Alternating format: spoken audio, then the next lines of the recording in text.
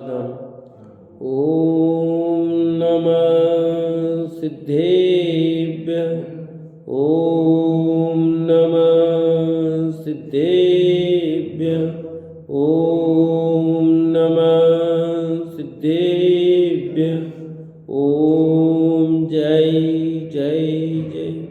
नमोस्तु नमोस्तु नमोस्तु। नमो अर्यन्ताणं नमो सिद्धाणं नमो ऐरियाणं नमो वज्रायाणं नमो लोहे सवसाणं। मंगलम भगवान वीरो मंगलम गौतमो गणी मंगलम कुंद कुंदारो जैन धर्मोस्तु मंगलम। सर्वमंगलम मांगल्यम सर्वकल्याणकारकं प्रधानं सर्वधर्माणां जैनं जयतु शासनं जैनं जयतु शासनं।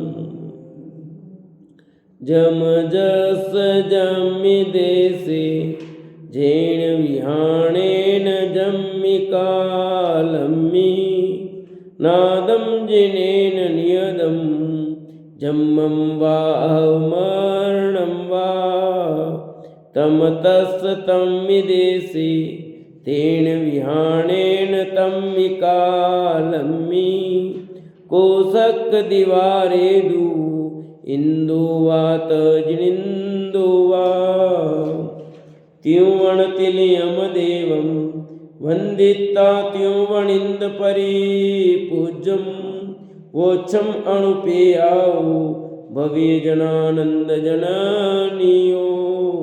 बोले जिनवाणी मात की जय हो। बोले सती मात की जय हो। कार्तिक के अणुपरीक्षा नाम का ग्रंथ कार्तिकेय स्वामी विरचित और अपनी चर्चा चूलिका में चल रही है। 12 तपों की चर्चा और 12 तपों में हमने कल कायुसर्ग के विषय में समझा था कि क्या कायुसर्ग है। उसकी एक गाथा और है, उसको और लेते हैं। उसके बाद अगले तप की चर्चा करेंगे ध्यान के विषय में। पेज नंबर 219 गाथा नंबर 468। अंतो मुहूर्तमेतं लीनं वत्थुम्मि मानसं नाणम् उज्जाणं वणदि समये असुवं च सुवं च तदुयम्। ये ध्यान की चर्चा यहाँ आ गई है। ध्यान तक की बात यहाँ से शुरू हो गई है। कहते हैं कि जो मन संबंधी ज्ञान वस्तु में अंतर्मूर्त मात्र लीन होता है सो सिद्धांत में कहा गया वशुभ अशुभ के भेद से 2 प्रकार का है। ध्यान परमार्थ से ज्ञान का उपयोगी है। जो ज्ञान का उपयोग एक ज्ञेय वस्तु में अंतर्मूर्त मात्र एकाग्र ठहरता है सो ध्यान है। वह शुभ भी है और अशुभ भी, ऐसे 2 प्रकार का है। तो सीधी ध्यान की चर्चा है यहाँ एक कारण।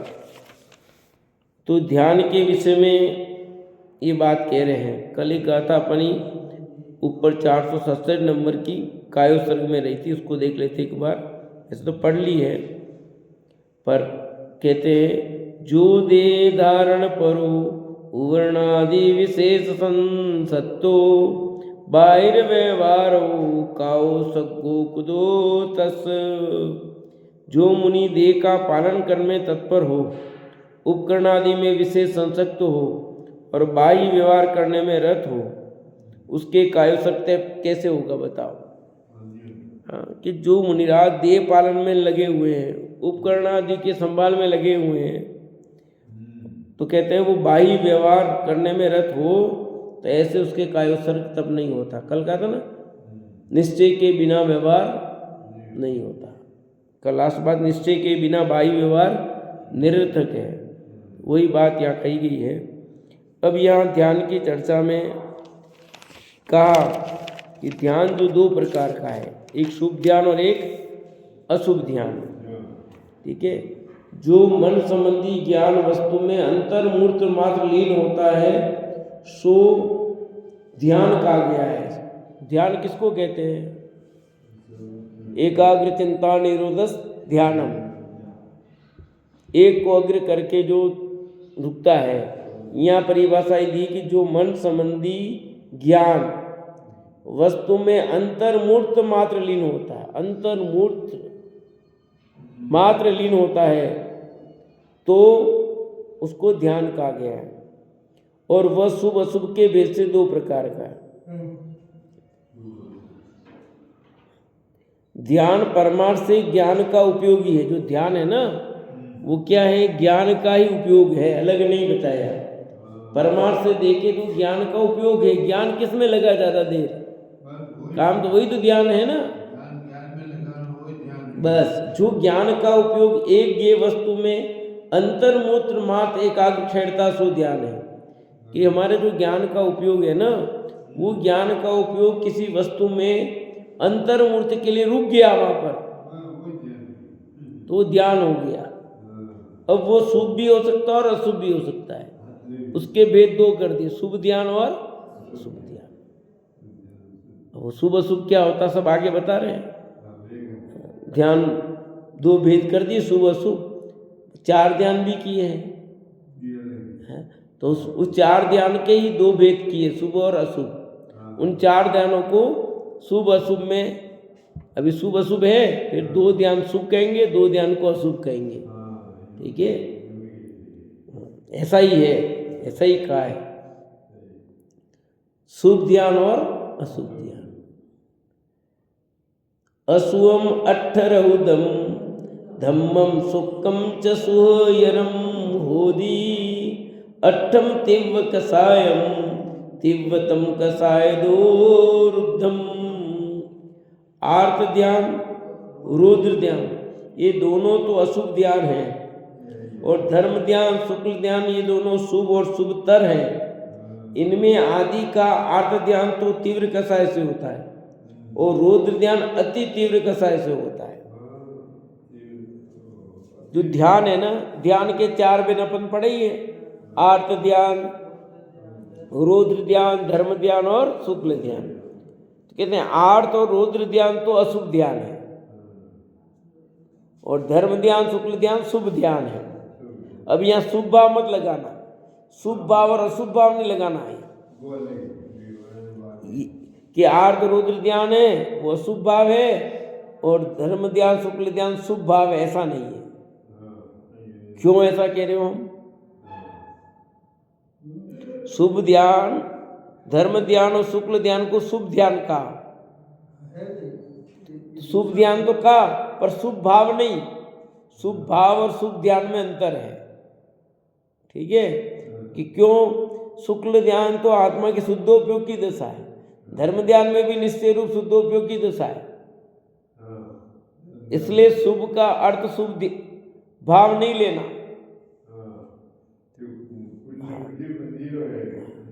और अशुभ ध्यान है ना, तो आर्त रुद्र ध्यान में भी शुभ और अशुभ भाव दोनों होते हैं। आया ख्याल में? आर्त रुद्र ध्यान है उसमें भी शुभ अशुभ भाव दोनों होते हैं। और धर्म ध्यान शुक्ल ध्यान है उसमें शुद्धोपयोग की बात है। इसलिए ध्यान और भाव वो जो है वहां पर थोड़ा फर्क है, ये समझना चाहिए। तो आर्त ध्यान और रुद्र ध्यान ये दोनों तो अशुभ ध्यान है और धर्म ध्यान शुक्ल ध्यान ये दोनों शुभ और शुभतर। देखो, शुभ और शुभतर। धर्म ध्यान से भी बड़ा ध्यान कौन है? शुक्ल ध्यान। यदि धर्म ध्यान शुभ है तो शुक्ल ध्यान शुभतर है, उससे भी बेस्ट है। शुभतर, तरतम लगता नहीं लगता है? गुड बेटर बेस्ट 3 डिग्रियां होती है ना, गुड बेटर बेस्ट। तो ये बेटर तो बेस्ट है ये।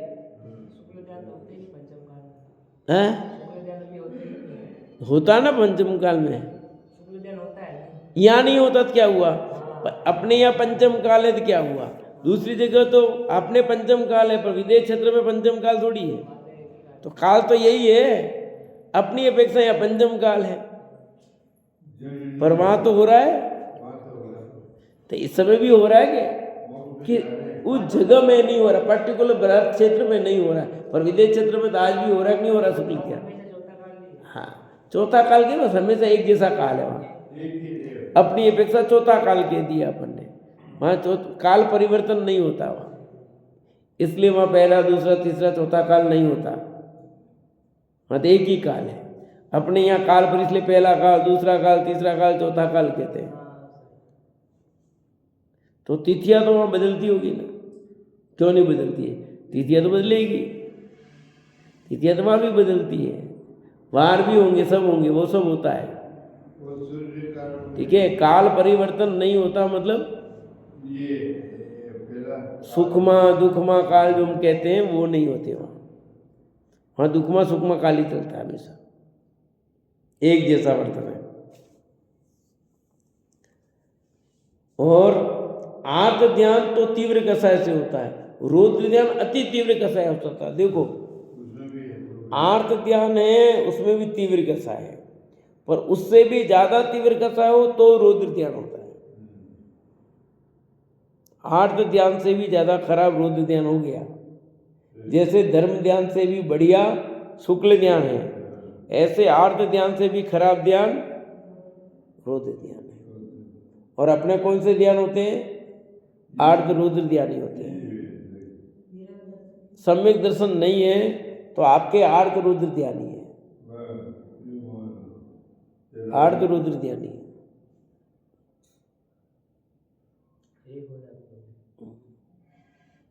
सम्यक दृष्टि हो जाए तो धर्म ध्यान की बात आएगी, सम्यक दर्शन नहीं है तो फिर आर्त रौद्र ध्यान ही होने वाले। मंद कसायम धम्मम मंदतम कसाय दोहवे सुखम अकसाय विसुयठे केवल नाणे वितम होदी। धर्म ध्यान मंद कसाय से होता है, शुक्ल ध्यान अत्यंत मंद कसाय से होता है, श्रेणी चढ़ने वाले महामुनि के होता है। और वह शुक्ल ध्यान कसाय के अभाव होने पर श्रुत ज्ञानी, उपशांत कसाय, क्षीण कसाय, केवल ज्ञानी, सहयोगी अयोगी जिनके भी होता है। क्योंकि शुक्ल ध्यान शुरू होता है श्रेणी मारने से, 8वें गुण स्थान से।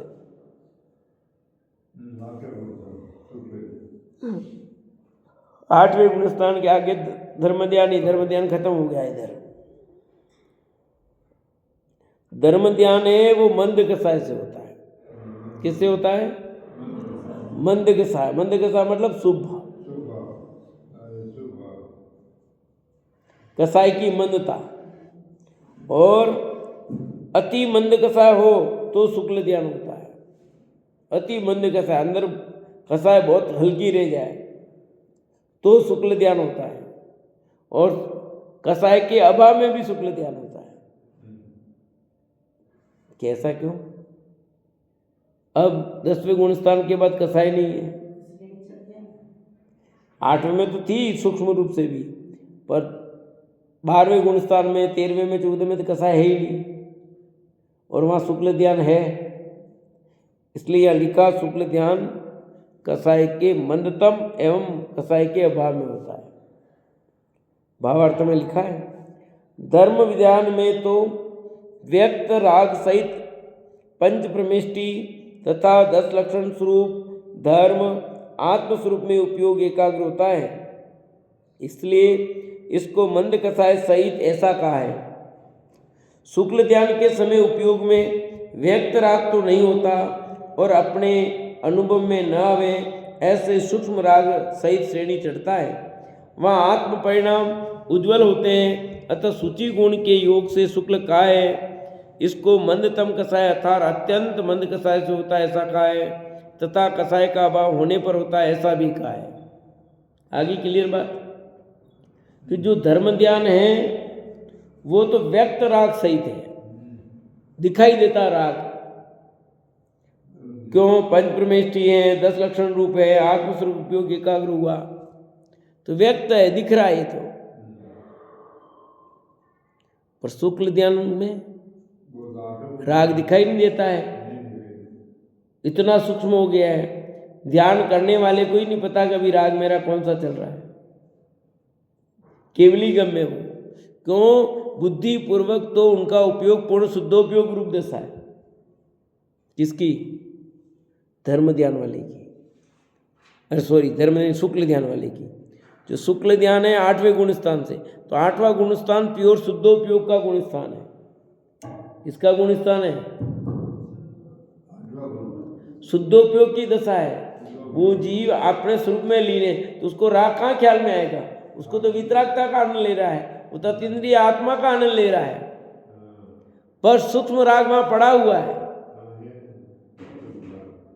सूक्ष्म राग उसके पड़ा हुआ है, अभी उसके ख्याल में नहीं आ रहा है।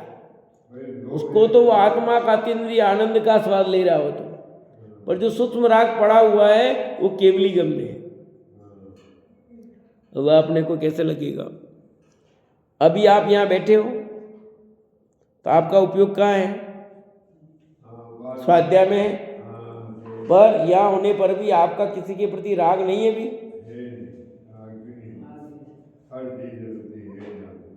तो ये जो राग है वो आपको पकड़ में आ रहा है? सीधा सीधा ख्याल में हमको राग है, बच्चों के प्रति, परिवार के प्रति, घर के प्रति, नौकरी के प्रति, अन्य प्रति, ऐसा ख्याल में है कि नहीं है? उपयोग यहाँ तो भी ख्याल में आ रहा है। तो धर्म ध्यान वाले जीव को तो अपना राग व्यक्त दिखाई भी देता है, ख्याल में आता है कि मेरा राग है, मंदिर के प्रति राग है, स्वाध्याय का राग है, ये राग ही तो है, क्योंकि उपयोग बाहर भी रहता है। राग है ना, पकड़ में आए, एकदम दिखाई देता राग, परंतु जो शुद्धोपयोग में है, शुक्ल ध्यान तो श्रेणी चढ़ते हुए है, तो उसका उपयोग तो बाहर है ही नहीं, उसका उपयोग तो अंदर में प्योर आत्मा ही है, बुद्धि पूर्वक प्योर आत्मा का ही मतलब रसास्वादन कर रहा वो तो, इस राग का तो स्वाद ले ही नहीं रहा वो तो। फिर भी रागांश पड़ा हुआ, यदि रागांश का अभाव हो गया होता तो वितरागी बन जाता, 8वां गुण स्थान नहीं होता, फिर तो वो 11वें 12वें में आ जाता। तो जैसे रागांश समाप्त हो जाता पूरा, तो फिर वो 12वें गुण स्थान में आ जाता है, 11वें में है एक बार, और फिर 12वें से 13वें में चला जाता है। तो रागांश सूक्ष्म रह गया, जितना जितना सूक्ष्म उससे आगे बढ़ता जाता है, वो उसके खुद की पकड़ में नहीं है रागांश कितना मौजूद पड़ा है। क्यों? उसका पूर्ण उपयोग चैतन्य भगवान आत्मा के रसास्वादन में है, उसका तीन्द्रिय आनंद ले रहा है वो, तो उसमें डूबा लगा है और उपयोग को डुबाता जा रहा है। जितना जितना बढ़ता जाएगा शुद्धि की वृद्धि, गुण स्थान बढ़ता जाएगा उसकी, और गुण स्थान बढ़ जाए उसके।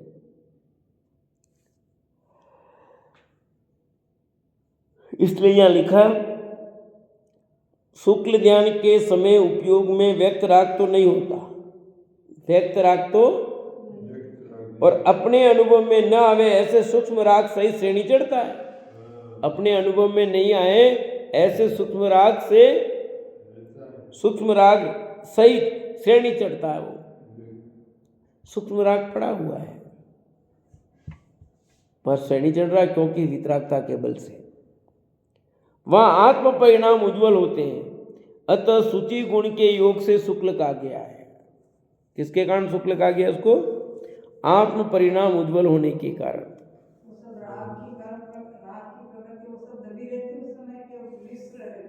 दबी हुई है ना, तभी तो बिल्कुल दबी हुई है खुद, क्योंकि वो तो पूरा शुद्धोपयोग का आनंद ले रहा है, अतीन्द्रिय आत्मा का आनंद ले रहा है, उस रागांश पड़ा है, कोई लेना देना नहीं है, और व्यक्त रूपणी ख्याल भी ऐसा नहीं है भाई। चौथे पांचवें गुणस्थान में, छठे में उनका तो राग भी दिखाई देता है, पर 8वां अलग प्योर शुद्धोपयोग में है ना, 7वें से शुरू हो गया उसका, तो मिश्र चलता लिखा ना, ये सूक्ष्म राग लिखा, मिश्र तो है पर वो सूक्ष्म है ना, वो तो आनंद उसका ले रहा है, व्यक्त राग नहीं है उसका।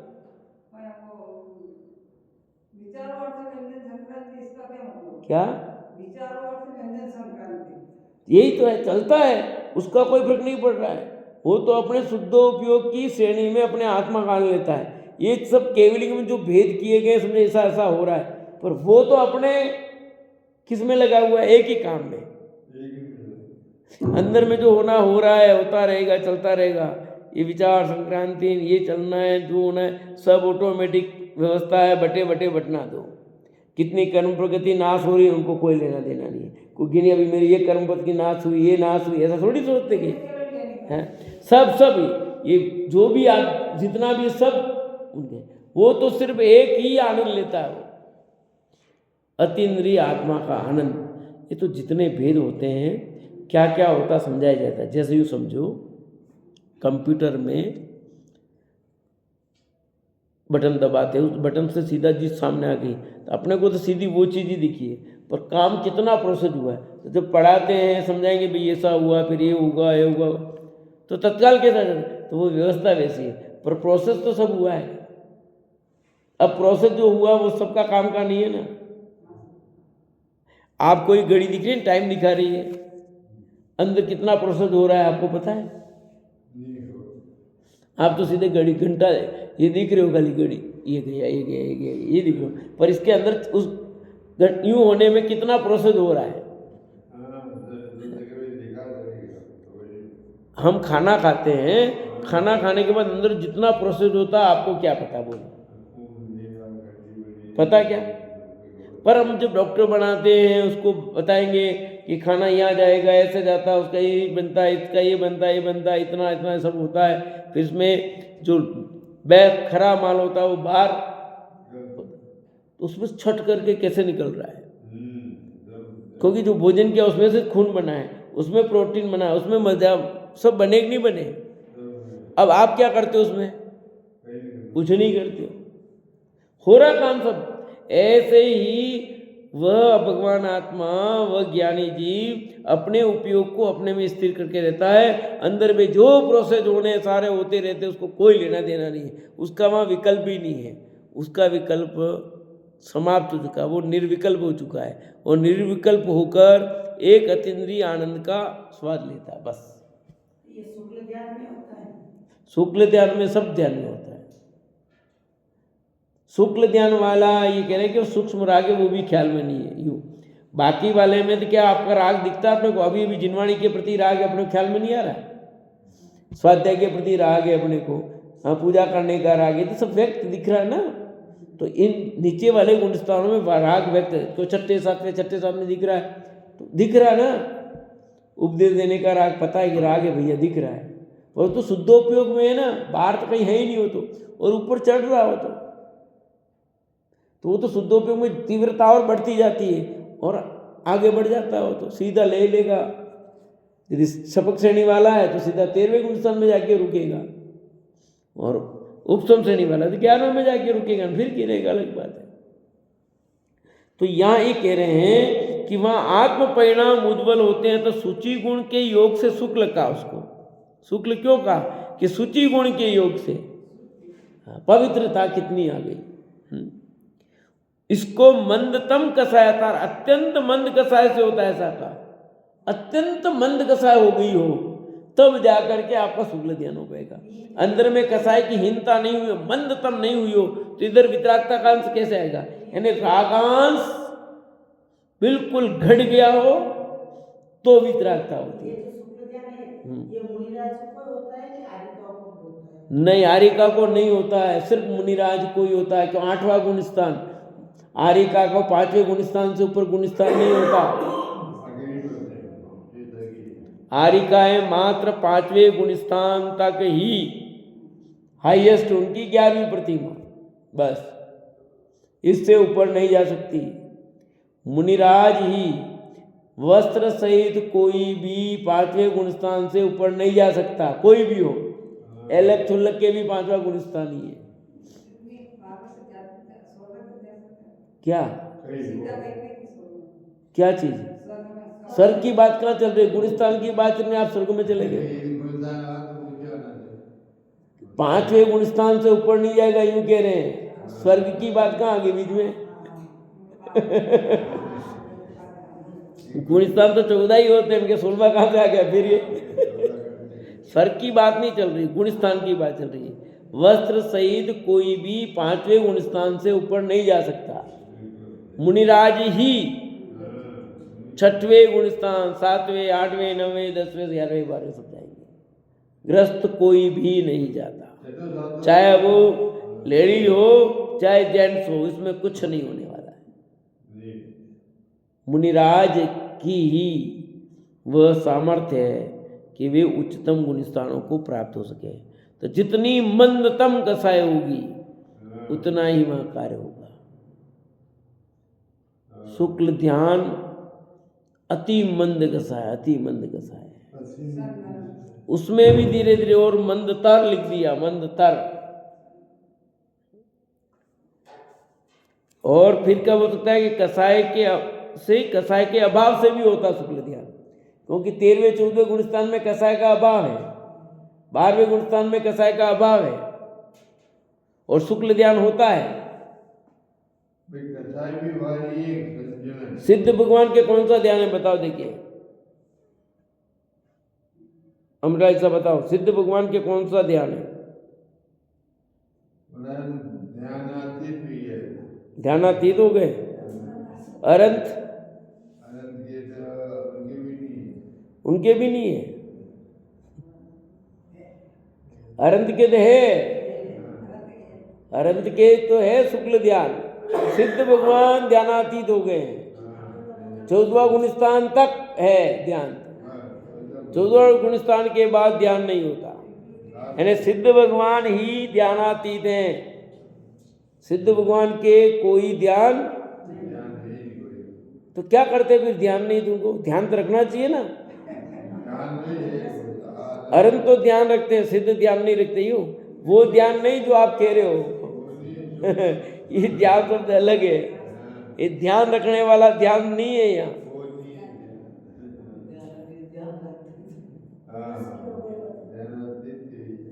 सिद्ध भगवान तो ध्यानातीत है भैया, सब हो गया परिपूर्णता, क्योंकि 24 घंटा वे एक ही जगह रहते हैं। तो अरंत भी तो ऐसे ही रहते हैं, अरंत क्यों क्या लिखा? अगला प्रश्न ऐसा उठता है। ये सरलता, अरंत सिद्ध भगवान तो बिल्कुल वैसे ही रहते, तो अरंत भगवान का उपयोग जाता कहीं क्या? क्या नहीं। अनंत भगवान भी एकमात्र निज भगवान आत्मा को ही 24 घंटा जानते हैं। तो फिर उपचार से कथन किया गया है उनके ध्यान की, ठीक है। हाँ, उपचार से कथन है, क्योंकि वे 24 घंटा एकमात्र अपने भगवान आत्मा को ही जानते हैं, उनका उपयोग कहीं दूसरी जगह जाता ही नहीं है।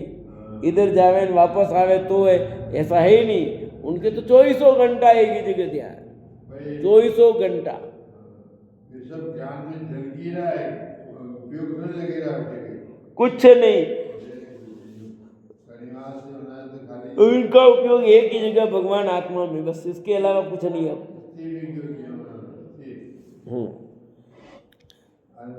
इसलिए यहाँ लिखते हैं कसाय का अभाव होने पर होता है ऐसा भी कहा है, मंद कसाय से होता है ऐसा भी कहा, तो कसाय के अभाव होने पर होता है ऐसा भी कहा। शुक्ल ध्यान में ये बात लागू पड़ेगी। तो मंद कसाय से ज्ञान होता है क्या? लिखा तो ऐसा ही है, देखो अत्यंत मंद कसाय से होता है, अत्यंत मंद कसाय से शुक्ल ध्यान होता है। होती है उस समय क्या है अर्थ कि जिस समय वो शुक्ल ध्यान होता है उस समय कसाय अत्यंत मंद होती है, ठीक है। उस कसाय मंद होने से हाँ एक अपेक्षा कहेंगे, कसाय मंद हुई तभी हुआ, वो कसाय रहते नहीं होता वो। जितनी कसाय मंद होगी उतना तो शुद्ध आत्मा का अवलंबन लेंगे, इधर कसाय मंद होती है। जितना जितना उपयोग अंदर में टिकाते जाएंगे ये कसाय मंदतम होती जाएगी, ऐसा। तो कसाय की अपेक्षा बात करते हैं, तो इसलिए लिखा मंदतम कसाय से शुक्ल ध्यान होता है। अब आर्त ध्यान को कहते हैं। आर्त ध्यान अपन ने ध्यान की चर्चा सब पहले की है, आर्त ध्यान, रौद्र ध्यान, धर्म ध्यान, शुक्ल ध्यान, चारों ध्यानों के चार चार भेद भी पढ़े हैं। में 10वें इसमें ये वो ध्यान होते हैं, पहले शुक्ल ध्यान होते हैं, पहले दो, हाँ?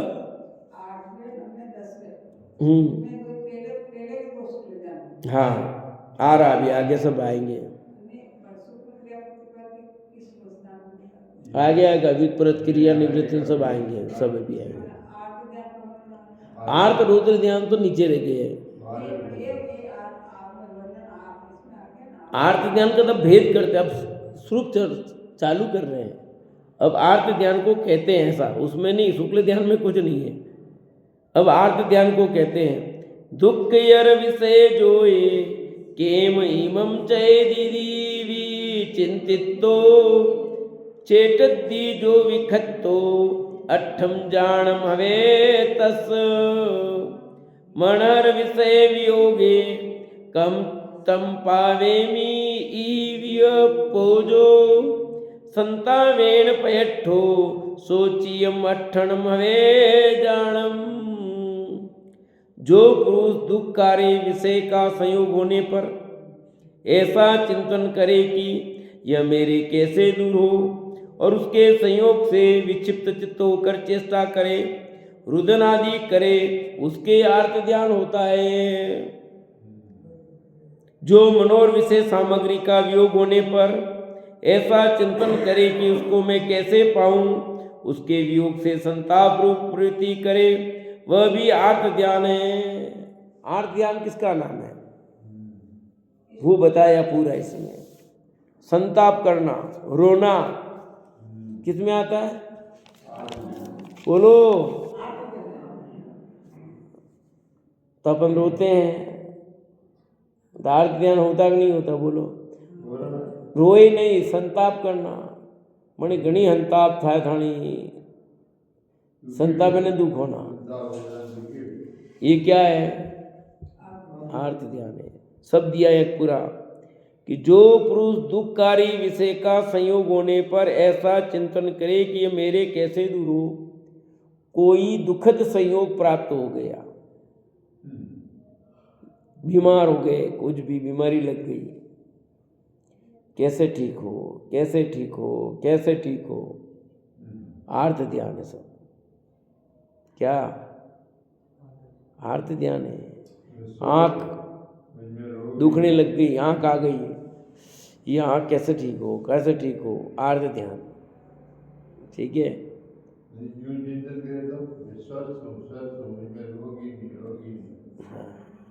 रोग है ही नहीं, क्यों मानते हो? स्वस्थ रहो, वो आगे आएगा उसका भेद भी।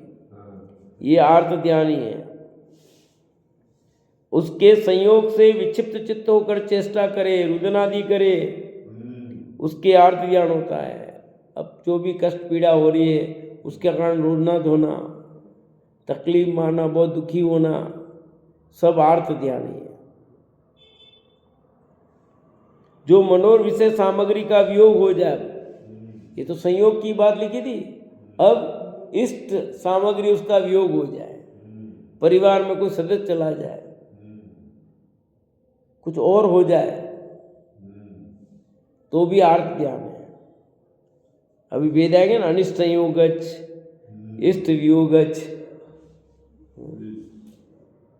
तो इष्ट सामग्री का वियोग हो जाए, परिवार का कोई सदस्य जो हमें प्रिय हो चला जाए, या जो सामग्री पसंद थी आपके हाथ में से चली जाए।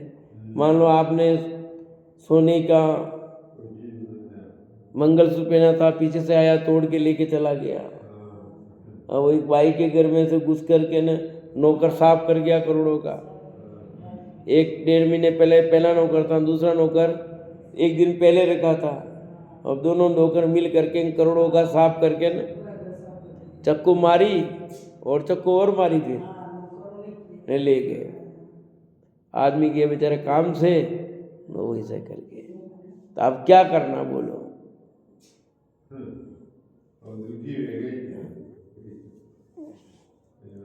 सब आर्त ध्यान के खाते में जाते भैया। तो इष्ट का वियोग हो गया ना, आर्त ध्यान है। आर्त ध्यान बहुत होता है। खूब दिन भर जीव ज़्यादातर आर्त रौद्र ध्यान में तो डूबा रहता है। कितना आर्त रौद्र ध्यान करते हो, अपन कहते भी है क्योंकि पढ़ लिया सुन लिया तो ऐसे रूटीन में कहते हैं आर्त रौद्र ध्यान खूब मत करो भैया, क्या आर्त रौद्र ध्यान करते हो, कोई प्रसंग हो जाता है। और जिसको समझ के ये क्या कह रहे हैं, पर जो सुना है रहने दो भैया, शास्त्र की बात रहने दो, यूँ कहता है। रहने क्यों दे? हाँ, ये कोई पंचों की बात तो नहीं है जो रहने दो, नहीं प्रस्ताव करो वो करो। सत्य बात समझना मुश्किल पड़ती है, लोगों को स्वीकार नहीं हो पाती है। बस उसको लगता है कि ये शास्त्र की बात है, तो शास्त्र की बात किसके लिए? शास्त्र की बात मतलब क्या मतलब है? शास्त्र के काम की है। ये मंदिर की बात मंदिर में ना, तो मंदिर की बात किसके लिए है? नहीं, मंदिर की बात किसके लिए? मंदिर के लिए कि तुम्हारे लिए? ऐसी सी बातें करते लोग, बड़ा अटपटा लगता है। ये तुम्हारा शास्त्र की बात तुम्हारे पास ही रहने दो, तो शास्त्र की बात हमारे पास रहने दे। तुम्हारे काम की है कि नहीं ये बताओ। ये शास्त्र की बात हमारे काम की, तभी तो शास्त्र है वो। हमारे काम के नहीं होते तो मतलब क्या होता? कौन इन ग्रंथों को, इन पुस्तकों को क्यों आदर देते हैं? ये जिनवाणी क्यों बन गई? किताबें बहुत सारी, कागज तो बहुत हैं, कागज तो बहुत है ना, उन पे भी छपा हुआ है, पर इसको सम्मान उसको क्यों नहीं मिला? जैसे पत्थर की मूर्ति, ये भी पत्थर है, और दूसरे भी पत्थर है, वहीं दूसरे पत्थर भी लगा हुआ सामने, उसको क्यों नहीं आप भगवान को ही क्यों कर रहे हो? अब वो भगवान बन गए, पत्थर वो भी मार्बल का, उन जिस पर बैठे वो भी मार्बल का ही है, पर उस पत्थर और इस पत्थर में क्या अंतर हो गया?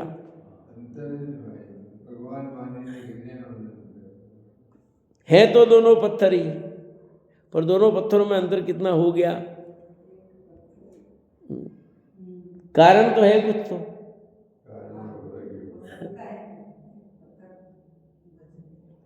कारण तो कुछ तो है। तो ऐसे अंतर है, उस अंतर को भी स्वीकार करना पड़ेगा, और जब एक समान कहना होगा तब एक समान भी कह देंगे। पर कब कौन सी बात चल रही भैया?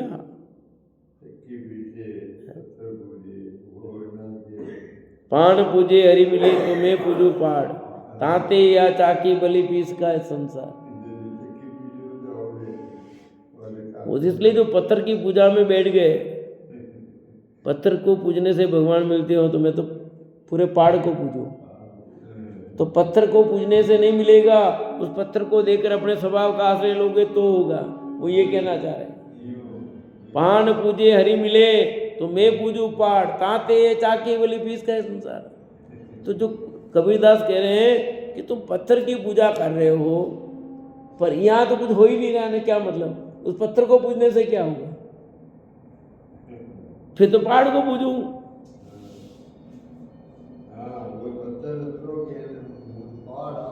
तो पहाड़ को पूजू ना।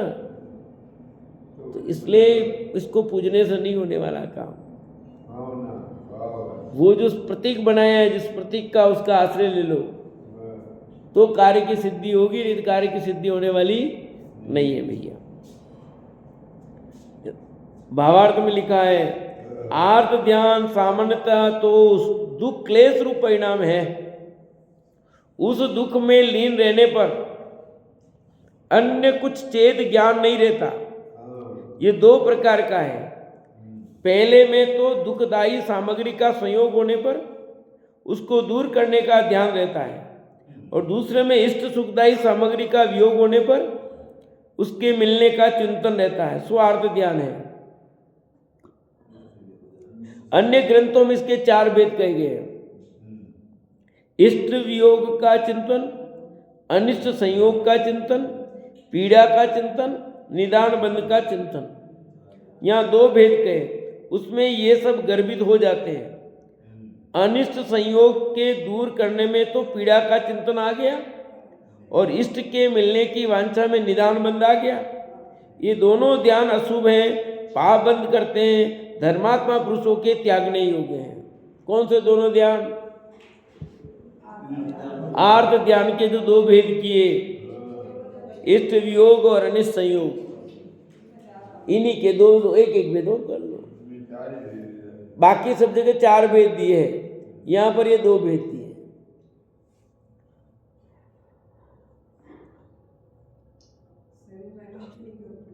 वर्त कहते हैं कि आर्त ध्यान है, दुख में लीन रहने पर अन्य कुछ चेत नहीं रहता।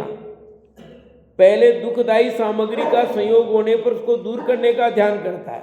तो दुख सामग्री मिल गई ना, दुख की सामग्री जो कुछ भी मिला। अब दुख की सामग्री मतलब पुद्गल भी हो सकता है और चेतन भी हो सकता है। चेतन सामग्री भी हो सकती है और अचेतन सामग्री भी हो सकती है। कपूत पुत्र मिल गया, बेटी खराब मिल गई, पत्नी खराब मिल गई, पति खराब मिल गया, पड़ोसी खराब मिल गया, ये चेतन सामग्री है। सास खराब मिल जाए, ससुर खराब मिल जाए, पिताजी खराब मिल जाए, माँ खराब मिल जाए, चेतन सामग्री है सब। तो अनिष्ट सामग्री है जो, उसको दूर करने के लिए तैयारी करो। ऐसा करता है इसको मार डालो, करते कि नहीं करते? सामग्री धन प्राप्त करना था, उसको जाना ये हमारे लिए खतरनाक है, इसको मार डालो। तो ये अनिष्ट हो गया सब। पहले तो दुखदायी सामग्री का संयोग होने पर उसको दूर करने का ध्यान करता है, और दूसरे में इष्ट सुखदायी सामग्री का वियोग होने पर उसको मिलाने का चिंतन करता है। इष्ट का वियोग हो जाए तो उसको कैसे प्राप्त करें? अब मिलेंगे नहीं मिलेंगे अलग बात है, पर प्रयास तो करता है मिलाने का। जो इस सामग्री है, अब इसमें भी चेतन अचेतन दोनों लगाना।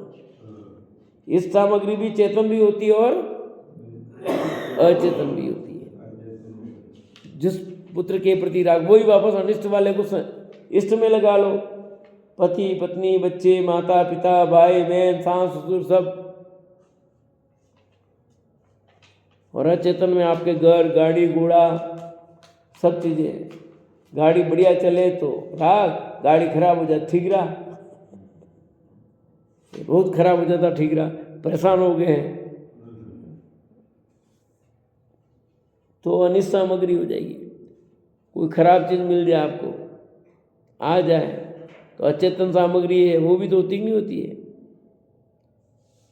तो उसको क्या करते हैं? अनिष्ट का भी संयोग। लाइट चली गई, चाहते लाइट रहे, लाइट चली जाए।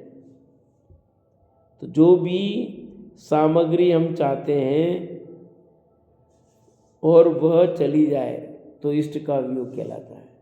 नहीं चाहते वो आ जाए, अनिष्ट का संयोग कहलाता है। इन दो में एक एक और जोड़ लो, पीड़ा चिंतन और निदान बंध। निदान बंध किस में जुड़ेगा? अनिष्ट संयोग को दूर करने में पीड़ा का चिंतन आया और इष्ट के मिलने की वांछा में निदान बंध आ गया। निदान कर ले, ये मुझे मिल जाए तो निदान हो गया। ये भगवान अगले भव में भी आप ही मिल, ऐसा ही पति मिले ठीक रहे मेरी जिंदगी। इसका मतलब तूने भावना में अगले भव में भी मैं स्त्री बनूं। करवा चौथ करते भी कहें हैं, तो क्या मांग रहे हो आप? अगले भव में भी ऐसे लोग मिल जाए तो ठीक रहे। तो ये निदान बंद हो गया भाई। कुछ भी नहीं चाहना, न इस भव का चाह करो न अगले भव की चाह करो। चाह से रहित हो करके कार्य करना है। जो मिलना है मिल जाएगा, जो मिला है वो ठीक है। अगले भव की चाह नहीं। किस भव में चला जाएगा क्या पता। परिणामों के अनुसार सब फल मिलना है, गति मिलनी मिलेगी, ऑटोमेटिक मिलेगी। कुछ करने जैसा नहीं है। सब यथा योग यथा अवसर, जो होना है वह होके ही रहेगा। कुछ भी फेर फार करने की कोई गुंजाइश है ही नहीं, कोई गुंजाइश नहीं है। सब व्यवस्थित व्यवस्था है, वो होगा। अपन मोक्ष कब जाएंगे? निश्चित है चले जाएंगे। उस समय तेरे परिणाम वैसे ही होंगे, उसके अनुकूल ही चलेगा, तो बदल नहीं सकता। ठीक है, तो जब होना होगा हो जाएगा, अपने तो मौज मारे कभी तो हाँ, तो तेरी गति भी खराब होनी, तेरे ऐसे ही भाव आएंगे तो सोचें नहीं, और तेरी होनार भली होनी होगी तो तू उस रूप करेगा भैया। सब व्यवस्थित व्यवस्था है, जैसा होना उसके अनुसार तेरे विचार बुद्धि चलेंगे। स्वच्छंदी होने का योग है तो कोई भी परिणाम पकड़ करके स्वच्छंदी हो जाएगा, और मुक्ति के मार्ग में चलने का योग है तो वही परिणाम तेरा हो जाएगा। जैसे पढ़ते ना पुराणों में कथा लगाएंगे कि उल्का पिंड देख करके उनको वैराग्य टूट गया, हाँ, बाल सफ़ेद देख करके वैराग्य हो गया, दर्पण में चेहरा देखा तो वैराग्य हुआ। तो पहली बार देखा होगा चेहरा, कई बार देखे है, परंतु अब योग उस समय ऐसा विचारा योग बना और चल दिए। आदिनाथ को नीलांजना का नृत्य देखकर वैराग्य हुआ। तो मैं पूछता हूँ, उनकी प्रथम बार जन्मदिन मनाया जा रहा था भाई, जन्म कल्याण का प्रोग्राम, जन्म कल्याण नहीं, जन्मदिन मनाया जा रहा था। तो जन्मदिन मना रहे थे तो पहली बार मन रहा था क्या उनका जन्मदिन? हर साल मन रहा था, ठीक है, तो हर साल प्रोग्राम तो हो रहा होगा और मरे होंगे, सब हुआ होगा।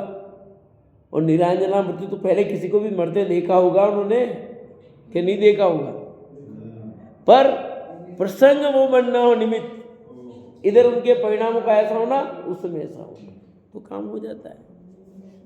तो इस प्रकार आर्त रुद्र ध्यान की भी चर्चा हो गई, शेष चर्चा अपन आगे और करेंगे।